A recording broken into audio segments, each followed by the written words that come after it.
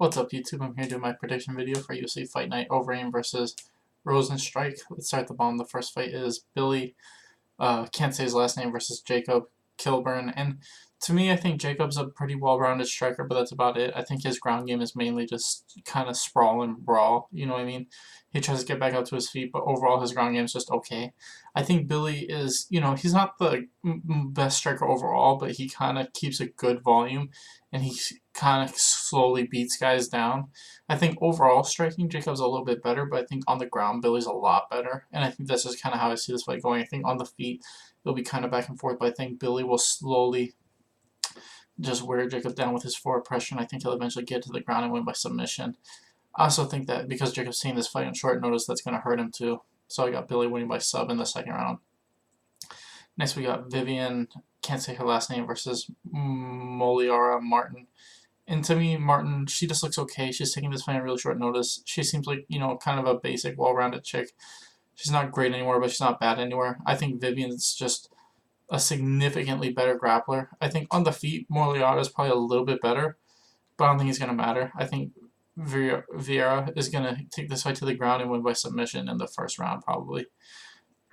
Next is Mahmoud Merdova versus Trevor Smith. And to me, Mahmoud, I think, is just the much better striker, and his takedown defense is way too good. I think Trevor Smith's only real chance is to kind of push Mahmoud against the fence and kind of grind him out, and I don't think he's going to be able to do that. I think Mahmoud's going to be able to keep the space, stuff the takedowns, and eventually going to land a big knockout shot. I think it's going to happen in the first. I don't even know if all that wrestling's going to happen. I think he might catch him in the first minute with a big punch, so I got Mahmoud winning by first round KO.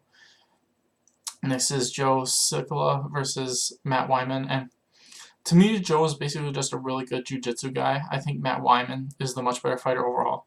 I think Matt's the better wrestler overall, and I think he's the better striker overall. I think Matt's good at creating scrambles on the ground, and I think unless he gets caught in like a heel hook or something, I think he's going to be able to just get on top of Joe and either win a decision or win by knockout or TKO from ground and pound.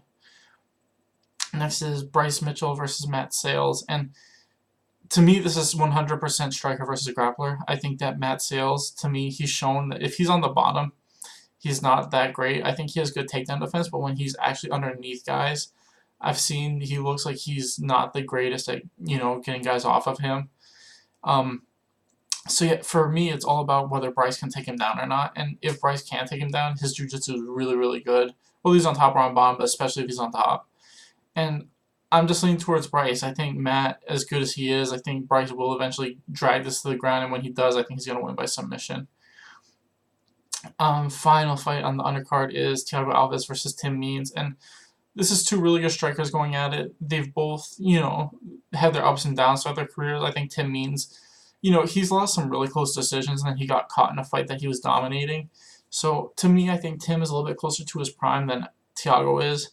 Thiago's also lost some close decisions where he's been knocked out a few times. So it's tough because they have very similar styles. They're both strikers with decent takedown defense, but I'm leaning slightly towards Means just because I think he's a little bit closer to his prime at this point.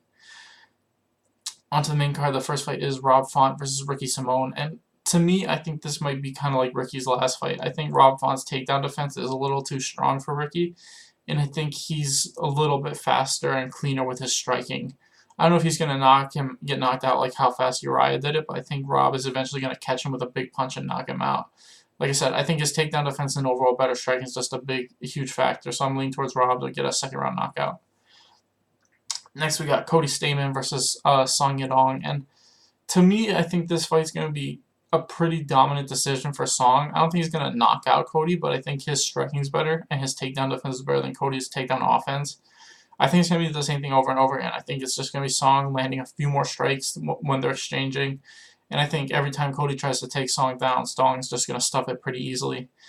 I don't think Song's going to get finished, but I do think he's going to win all 3 rounds, 30-27 decision.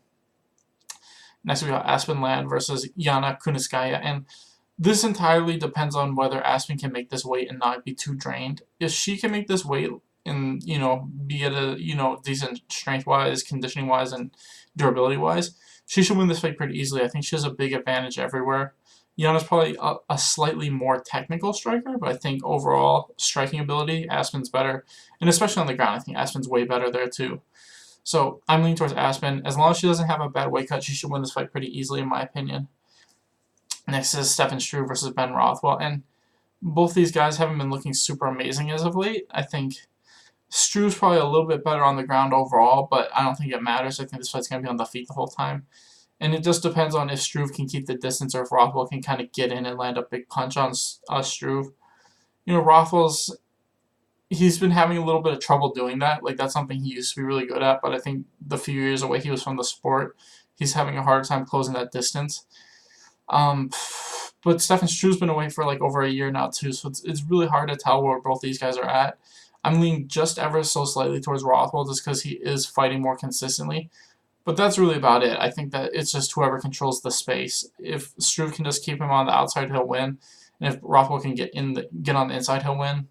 And that's something that Struve struggled with a little bit. He doesn't always use his jab as much as he should, and I think Rothwell will eventually kind of do that bobbing and weaving shit he does really well and catch Struve with a big overhand right or something and knock him out.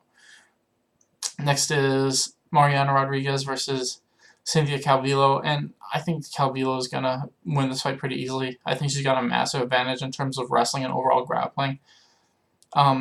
Maria, I think she's a good fighter, but like I said, I think Cynthia's just a lot better. I think Cynthia's going to take this to the ground and win by sub, probably in the first round.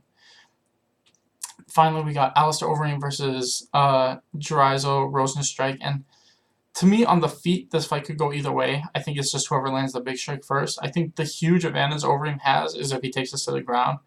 And Overeem, he doesn't always fight the smartest. He doesn't always take fights where he should. There are a lot of fights I think he could have won if he just pulled guard when he was tired. And I mean, the greatest example of that was the Verdum fight where he didn't try to pull guard, but Verdum almost knocked him out, and he was able to just hold him in his guard the last minute. It's like, I'm not saying he should do that in this fight. I'm just saying there are fights where if he was just smarter about what he did, I think he'd have a lot fewer losses. And it's the same thing with this. There are fights where if he doesn't try to take fights to the ground against guys he has massive grappling advantages against. He did it recently against the Russian guy. That was smart, and he should do it again in this fight. The Russian guy was probably, about the same level of striking as Dryzo. Dryzo's probably a little bit better just because of his K1 background, but he should have the same mentality. Take down the really good striker to the ground and just beat him up there where you have a massive advantage. Overeem's ability to control on the ground is way better than Dryzo's ability to get back up, and his submission ability is also significantly better. I think as long as Overeem is smart and times the takedown right, he'll win this fight in the first round by finish, and that's what I got. I'm leaning towards Overeem. I think he'll be smart, and I think he's going to either win by TKO from ground and pound or get a submission. Anyway, thanks for watching, guys. Please like and subscribe.